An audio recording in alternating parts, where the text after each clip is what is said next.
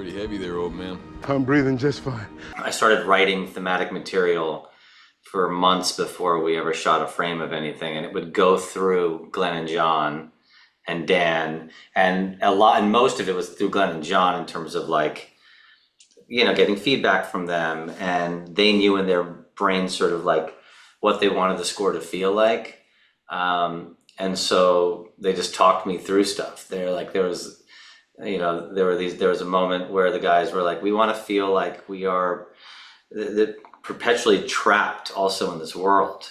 And what does that feel like? And so, I mean, they would just be like, give me like a tonal bed that like literally does not move for 30 seconds.